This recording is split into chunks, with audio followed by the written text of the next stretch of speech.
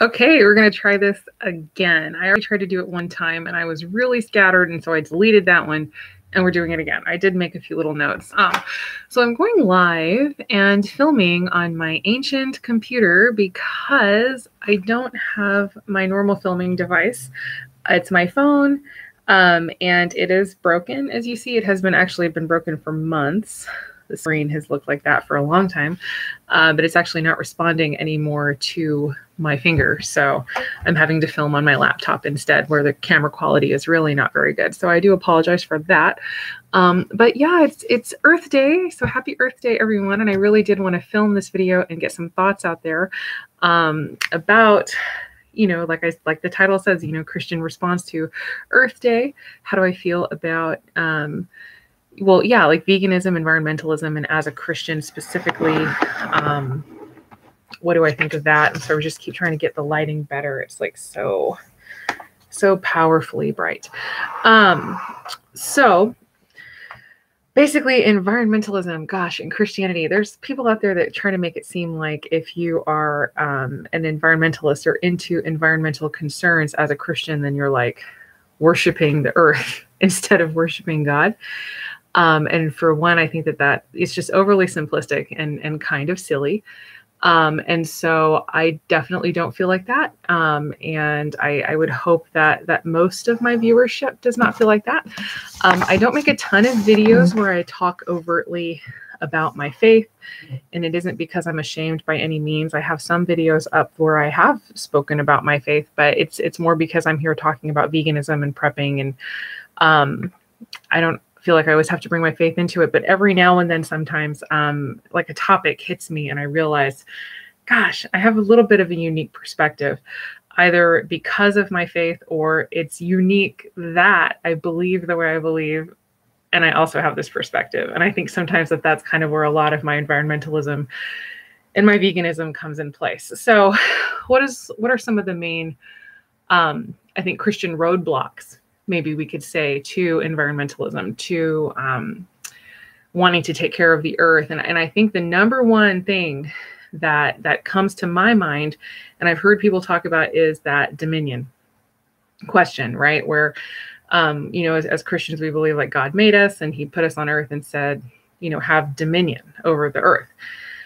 And so without getting into a really long drawn out conversation on all of the nuance of that and what I believe, I would say just very simply that to me, dominion equals stewardship. That, we have to decide what kind of bosses do we want to be of this earth. And it wasn't like just destroy the thing or, like use up all the resources or whatever. Like it's supposed to be a stewardship thing tied up in that too. If you look at the original, like the original language, it says that they were supposed to tend and keep it. Keep is protect, and like keep it like the same, not that we're not ever allowed to build anything or exercise our creativity and do anything, but that overall it's a position that we should be taking as stewards, not as cruel overlords that force something to produce and produce and produce beyond its capability and to the harm of that thing. So what kind of steward am I going to be? I want to try to be a good steward, and I want to try to do every single thing that I can to keep this earth as beautiful and as wonderful as it was always intended to be. Even modern science now is beginning to see the extreme benefits of humans being in nature. And I just have to laugh at that, because it's like, well, yeah, of course we benefit psychologically and even physically from being in nature. That's like our natural habitat. We are nature. Like, we forget that because we live in our houses and our cities, and we're so far removed from the natural world now that we completely forget that we are actually, in fact, part of the natural world. We are part of it, and we are meant to be a part of it, and we're meant to take care of it. Like, we are there to be the protectors and the caretakers of the natural world.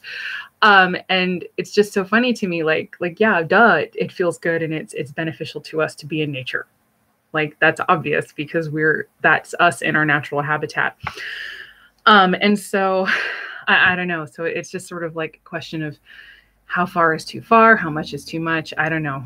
We haven't found it yet, right? It's also in the Bible. It said the eyes of man are never satisfied. We never are satisfied. We always have to push the envelope and go a little further.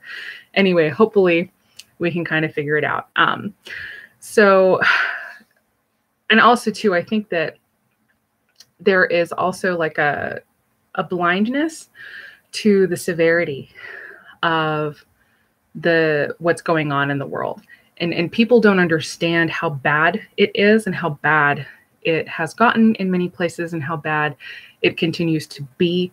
And I think a lot of that has to do with the fact that our systems keep us insulated from the awareness of what's going on in the world at large. So I live in my city with my manicured lawns all around. Although we'll hear, in Phoenix, mostly it's rocks. We have rock lawns. Good, because that's what makes most sense and saves water. Although more and more, I'm seeing more and more grass lawns. Anyway, I won't get into that. But, we live in these kind of environments that make us not realize how bad things are getting. Like you have to drive across the state to go to a national park to see actual nature now. And thank God for national parks, right? Where they have preserved some of nature. And I just think people just have no idea. And the thing is too, the people that do know are the people who are on the front lines, who are living right there, either at the edges, or they live near the slaughterhouses, or they live near the landfills.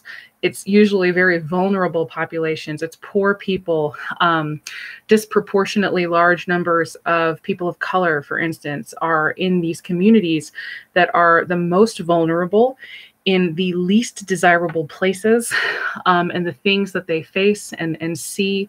It's just horrible.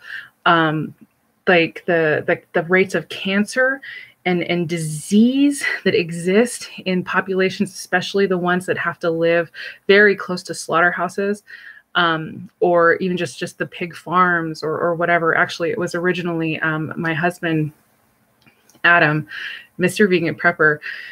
It was before he went vegan, but he completely cut pork out of his diet because I forget which documentary we had watched. It might have been What the Health or Forks Over Knives. I can't remember which one it was, but it wasn't enough for him to go vegan, but it was because he saw the plight of the people who lived right next door to the giant pig farm. And it was all these people who they were talking about, like, they'd have a barbecue, but like the person who owned the farm would know that they were planning on doing something outside, and just mean-spirited, he would release the refuse of the pigs out into these giant pools, like on purpose to ruin their parties, and things like that. But again, it's the rates of cancer that they dealt with just because of the toxic sludge. The death of the oceans, the death of the Gulf of Mexico is from toxic sludge of farms and livestock. It's horrific. It's the scale of it, and I think that that's really what it is too, that's hard to imagine is you think of our meats or our cheeses or whatever, like they're coming from these little family farms. And maybe that's true in some places, but for the vast majority, that is not at all the picture. That's not an accurate picture of where these things are coming from. It's coming from these horrifically huge operations. I don't think that we understand, even if you see the numbers, you can't understand. Like it's tens of billions of animals every single year are slaughtered for human consumption. And so that's not even just about the death toll of the animals themselves when the animals are killed. We're talking about all of the time, the land, the resources, the water, the food that is poured into these creatures for their lives when they are then slaughtered. And again, their poo, right? We're just talking like the refuse that comes from those animals, and it has to go somewhere. And it's not like some beautiful natural cyclical system where the poo goes to like fertilized fields or whatever. It's toxic sludge and it's not dealt with well. It's waste product that isn't utilized, and in a more natural setting, that would just go into the earth and the earth would take care of it. But again, we're talking about a scale that I think is difficult to imagine. It's a scope that's kind of unthinkable, tens of billions of creatures. And I think that has to be so much of why it's so ridiculously harmful. And livestock in general is more harmful to the environment. It emits more greenhouse gases than all of transportation. So somebody's off, driving their Prius, but eating a cheeseburger, and it's like, that's not going to work, and even Priuses, don't get me started on Priuses. That's not even an environmentally friendly thing. The most environmentally friendly thing that anybody can do as far as their cars goes is to drive your old car until that thing will not drive anymore. The life of the vehicle, the gas that you would consume and then emit, the emissions you would emit over the life of that vehicle is nothing compared to what it costs, like emissions wise, to make a new car. So just finish out the one you have. Don't get a new car thinking that you're helping the environment. Oh, for the love of Pete. Okay, sorry. I don't mean to get off on a tangent. But yeah, it's just, there's so many things. I'm definitely not meaning to be preachy. I certainly haven't gotten it all figured out, but it's like, it's something that's on my mind and in my heart. Gosh, yeah, especially that dominion thing, right? Like what kind of stewards are we supposed to be? And I just think, what a strange hang up. I don't know. Anyway, sorry, there's other stuff too, but like I said, I don't want to like get too far off of stuff. But yeah, we are protected by the systems that sustain us. Protected, I mean, it's like blinders on a horse. This is like the systems keep us like this, and then we just don't see. They say too, there's a reason that slaughterhouses don't have glass walls. Anyway, okay, all right, but so I don't know. I guess that's just some of my thoughts or some of what I've seen. But yeah, or I don't know if I'm finished talking about Adam. He just completely got off pork because he saw what those people had gone through, and he was like, I can't support that anymore. And so for him, his veganism actually began as an activism that was focused more on the human cost of livestock and all of that. There's just some horrible things that go on too, like they use undocumented workers a lot of times in the slaughterhouses. It is essentially like a modern slave force, which is just very sad. And so every now and then the owners, to keep themselves kosher with the law, will like turn in their entire workforce and say, oh, we have no idea how these undocumented people got into our factory. Let's go ahead and turn them all in so that we look good. And then meanwhile, they're going to go back and they're going to find more to work. It's horrible work. Nobody does that because they want to do that. Nobody works in the slaughterhouse because when they were a little kid, they dreamed, I'm going to grow up and I'm going to work in a slaughterhouse when I grow up, right? It's a horrible system. So anyway, the human cost is huge as well. It isn't just a cost in animals, and then not to mention all of the diseases and all of that. So I don't want to get into all of that. And so, yeah, I've been talking a lot of doom and gloom for kind of a while. So what are our solutions? The thing is, I don't really know, honestly. What are all the solutions? Like we have a lot of work to do. There's a lot of brainstorming to do. I think that there's a lot of people needing to be willing to live a somewhat different life. And what does that look like? I don't know. It looks different for each person. We can attempt wherever we are to live as naturally as possible, to live with as little waste as possible. And it's something that I'm passionate about, but obviously something that I fail at all of the time. I'm very open on the channel, for instance, that I still use frozen vegetables, which come packaged in plastic. But it's like I'm a very busy mom of 3, and I'm running a business and I'm doing a garden and I'm doing all kinds of stuff like that. And it's like, it just gets to a point where sometimes I got to have something that's a convenience food. So just like anybody else, I have convenience, and I convenience becomes my excuse sometimes to not do the absolute best choice. But then there are also certain times when the system too is in place where it makes it actually impossible for you to make the choice that is ideal. So for instance, cauliflower, unless I grow it in my own yard, it will come to me wrapped in plastic. There is no way that I can avoid that plastic.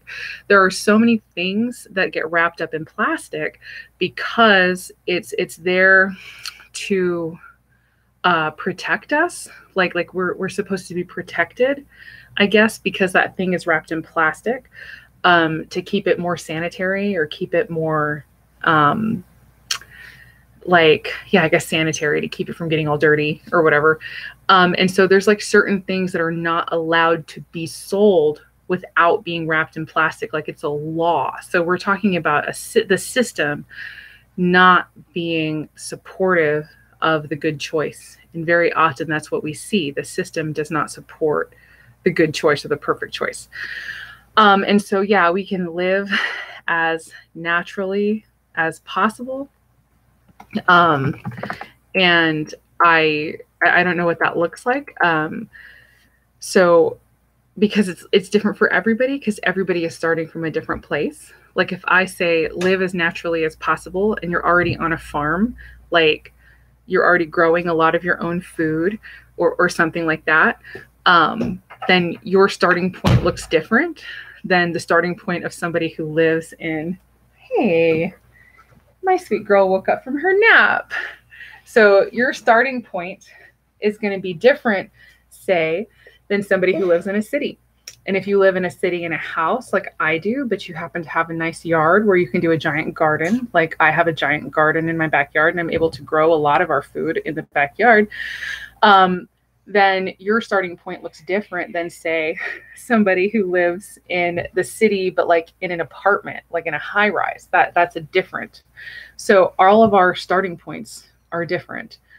And so I can't tell you where you should start. I would say maybe look into some zero waste videos, environmental videos to get yourself motivated. Look up why recycling is not a real thing. Why is recycling basically like the biggest hoax that we've been sold.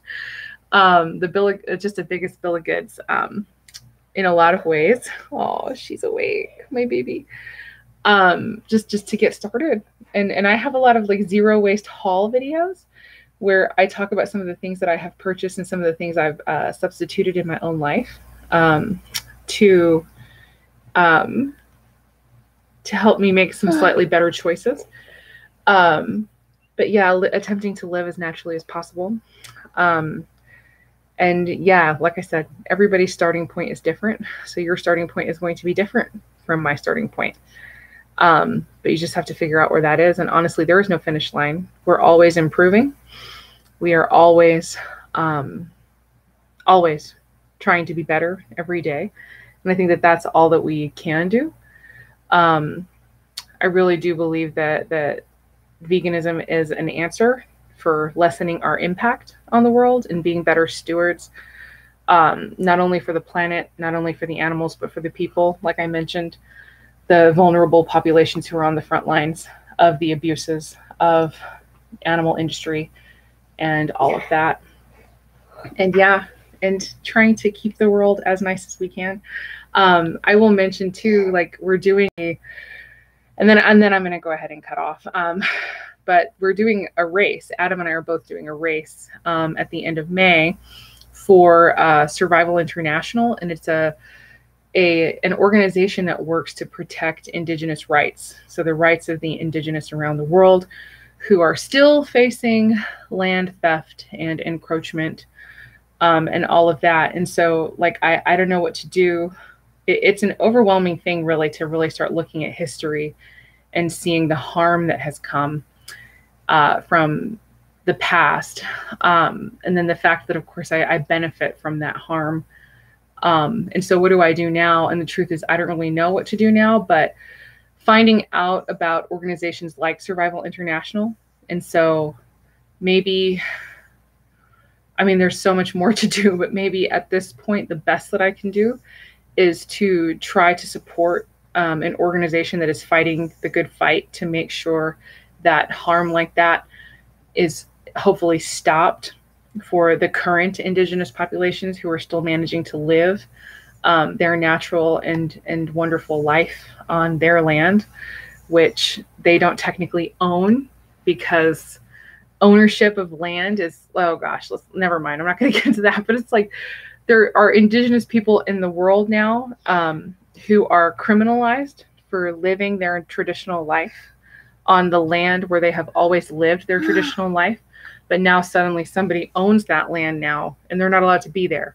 And so many other things. So anyway, Survival International is potentially a really great organization to look into, because indigenous populations are the ones that are doing the most land conservation and protection of land around the world. And if you go to their website, it is survivalinternational.org.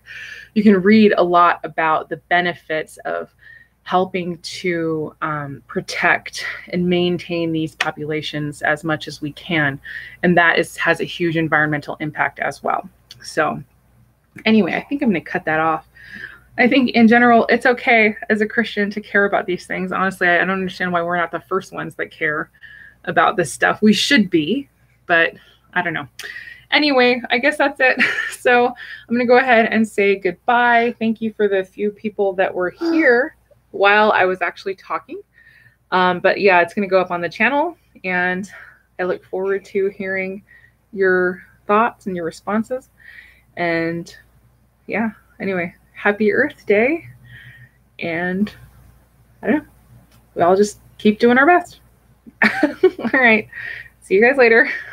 Bye. Oh wait, as always, I hope the rest of your day is good and your life stays wonderful. Thank you so much for watching. Bye.